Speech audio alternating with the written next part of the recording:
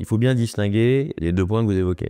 Parce que, effectivement, c'était deux critiques que nous avions formulées dans la Cour de cassation, qui ont été rejetées, l'une comme l'autre, par la Cour suprême. Et il y a une différence fondamentale entre les deux, c'est que l'un est tiré de l'application des droits de la défense, du principe du secret professionnel, qui sont des droits qui sont garantis par la Convention européenne des droits de l'homme. Et donc, la décision qui a été rendue sur ce point par la Chambre criminelle, elle n'est en réalité pas définitive. C'est-à-dire que nous avons d'ores et déjà prévu de saisir la Cour européenne des droits de l'homme sur ce sujet-là, le sujet de la licéité des écoutes entre Nicolas Sarkozy et son avocat. Et la Cour européenne des droits de l'homme est parfaitement compétente pour statuer sur ce point. Alors nous avons une divergence, effectivement, entre la lecture que fait la Cour de cassation de la jurisprudence de la Cour européenne des droits de l'homme et la lecture que nous faisons. Pour nous, le principe, il est très clair. C'est que à partir du moment où vous échangez avec votre avocat, eh bien, les propos qui ont été tenus, même s'ils ont été interceptés, ils ne peuvent pas servir à justifier votre condamnation. Et nous nous appuyons, pour le dire, sur une décision de la Cour européenne des droits de l'homme, qui est une décision Versini-Campinki de 2016, où la Cour européenne des droits de l'homme a validé le principe de ce qu'on appelle les écoutes incidentes, c'est-à-dire de la possibilité d'écouter une personne qui discute avec son avocat. La Cour européenne dit oui, c'est possible. C'est possible, dit la Cour européenne, à partir du moment où il y a dans ses propos des éléments qui permettent de justifier un soupçon de commission d'une infraction de la part de l'avocat. Mais, et c'est là où nous départissons avec la lecture qu'en fait la Cour de cassation, mais la Cour européenne, pour nous, très clairement, précise que, certes, ces écoutes peuvent être utilisées potentiellement contre l'avocat ou contre d'autres personnes dans le litige, ici par exemple contre le magistrat qui avait vocation à être prétendument corrompu, mais pas contre le client.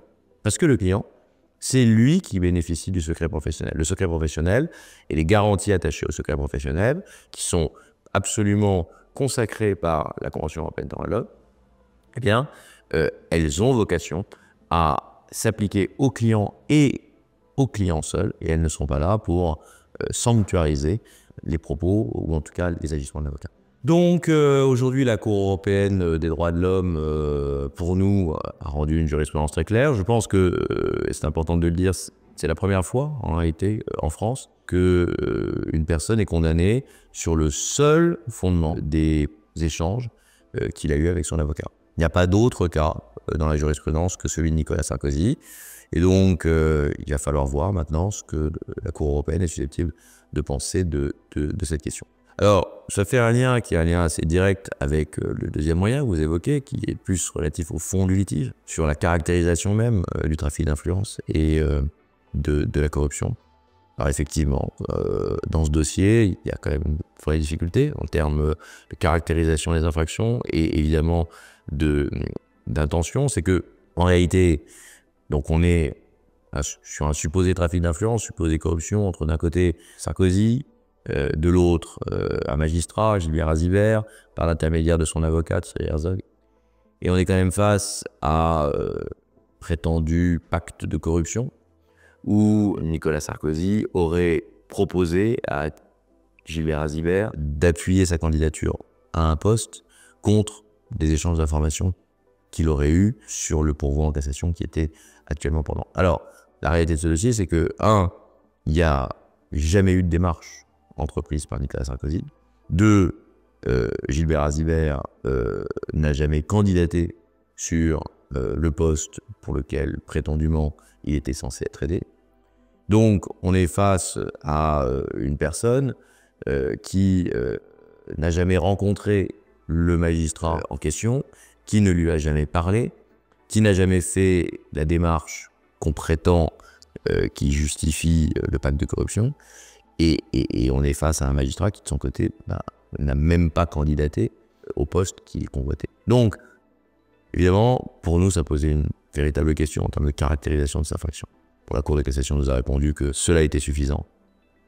Nous le regrettons, mais en réalité, on est là sur l'interprétation des dispositions internes du droit pénal français. Donc, aujourd'hui, cette partie-là, pour critiquable qu'elle soit, en réalité, nous n'avons pas de moyen de la soumettre à une autre juridiction. Cela a été définitivement jugé et cela fait aujourd'hui l'objet de la jurisprudence définitive de la Cour de cassation. Il en va différemment, encore une fois, des écoutes qui ont vocation à être soumises à la Cour européenne des droits de l'homme et qui est compétente pour en connaître. Je ne peux pas vous dire que les peines sont justifiées, si vous voulez. C'est-à-dire que moi, j'ai été l'avocat de Nicolas Sarkozy. Évidemment, les peines sont pour nous disproportionnées. Ce d'autant plus que nous défendons qu'il est innocent. Comme je l'ai dit tout à l'heure, pour nous, il n'y a pas d'infraction dans ce dossier. Il n'y a rien à reprocher en réalité à Nicolas Sarkozy. Donc, évidemment, quand vous êtes innocent et que vous êtes condamné, les peines sont toujours trop sévères. Il n'y a aucun doute là-dessus. Ce qui est certain, c'est que aujourd'hui, ces peines doivent être exécutées, puisque nous faisons un recours à la CEDH, mais ce recours n'est pas suspensif. Donc, il ne permet nullement de refuser de faire application de ces peines. Donc, les sanctions, c'est le port d'un bracelet.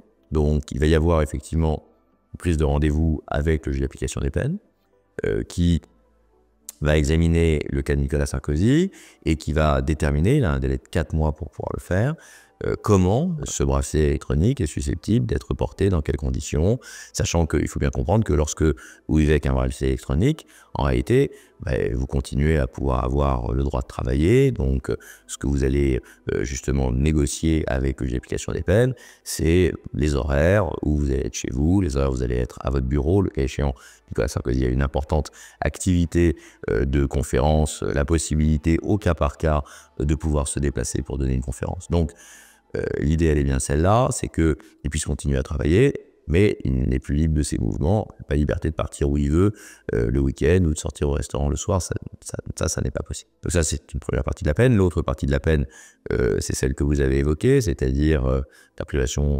de ses droits civiques pendant une durée de 3 ans. Ça a une double conséquence. Ça a comme conséquence qu'il ne peut pas être candidat et il ne peut pas voter. Voilà.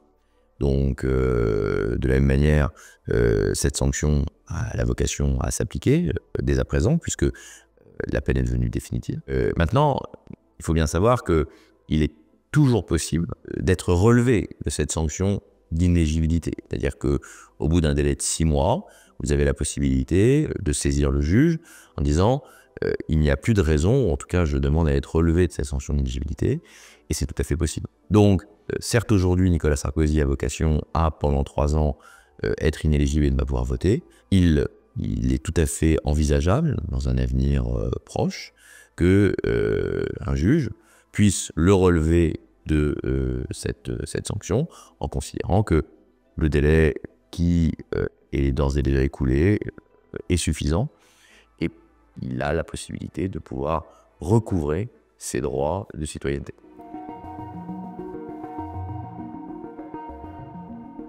C'est une question qui est très intéressante et je vais vous répondre en 2 temps. Premièrement, ça n'est pas symbolique. Pourquoi? Parce que, je vous l'ai dit, ça ne permet pas de suspendre l'exécution de la peine. Donc, c'est acquis. Nicolas Sarkozy va devoir exécuter sa peine. Néanmoins, s'il obtient la condamnation de la France devant la Cour européenne des droits de l'homme, ce qui va prendre du temps, hein, globalement, un recours devant la Cour européenne des droits de l'homme, il faut compter entre 3 et 4 ans.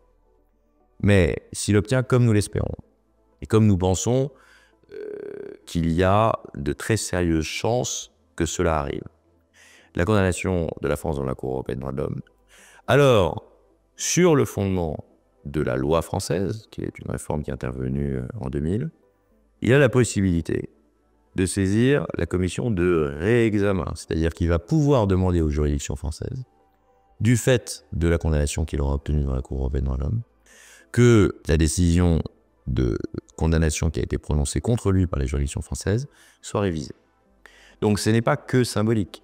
Il y a un avenir possible, peut-être un peu lointain, 3 ou 4 ans, où en fait les juridictions françaises sont obligées de revenir sur cette condamnation pénale et de réviser le procès de Nicolas Sarkozy.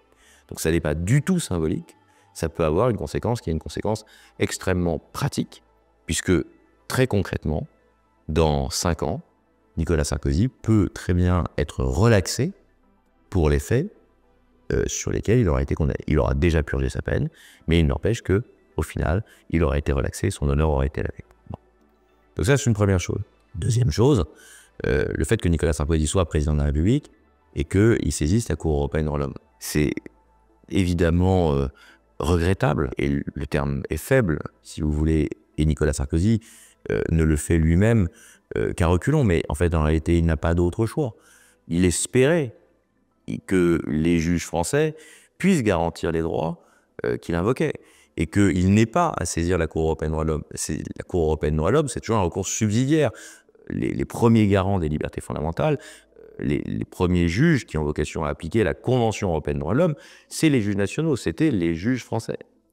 Et donc, il n'a pas pu obtenir ni des juridictions du fond, ni de la Cour suprême, ni de la Cour de cassation, la reconnaissance de ses droits. Donc, il saisit la Cour européenne des droits de l'homme, ce qui est éminemment regrettable, puisque, en réalité, on se retrouve dans une situation où un ancien président de la République va chercher à faire condamner l'État aux destinées duquel il a présidé. Donc, tout est regrettable dans cette histoire.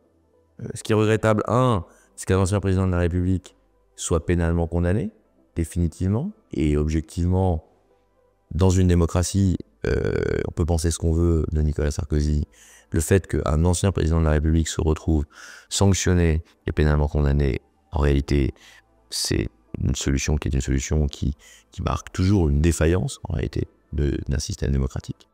Et deuxièmement, c'est aussi considérablement regrettable parce que dans 2 ans, 3 ans, 4 ans, il y aura peut-être une décision Sarkozy contre France.